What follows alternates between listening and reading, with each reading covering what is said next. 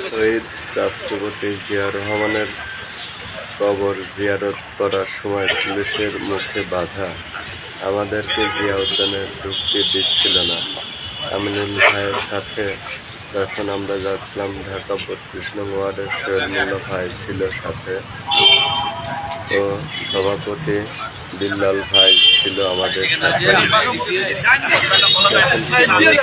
বাধার মুক্তি ছিলাম আমরা, দেখা যাচ্ছে তখন আমাদের পাশে কিন্তু কোনো লোক ছিল না, অল্প কিছু লোক নিয়ে আমরা তখন যাচ্ছিলাম।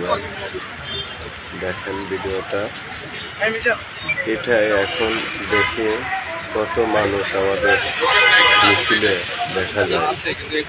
তখন কোথায় ছিল এরা? আসলে আমরা দলকে ভালোবাসি, দলের প্রতি আমাদের ভালোবাসা থাকবে। ধন্যবাদ বিল্লাল ভাই আছে। এখন যাচ্ছি বাবুল ভাই, যার কথা না বললে নয়, সবসময় আন্দোলনের নেতৃত্বে সোহেল ভাই আছে। সোহেল ভাই ৩২ নং ওয়ার্ডের সাধারণ সম্পাদক। সোহেল মোল্লা ভাই, এখন পুলিশ কীভাবে আমাদেরকে ধরতে দিচ্ছে না, কতক্ষণ দাঁড় করে রাখছিল আমাদেরকে এখানে। এইভাবে পরেও সফলতা আমরা অর্জন করতে পেরেছি।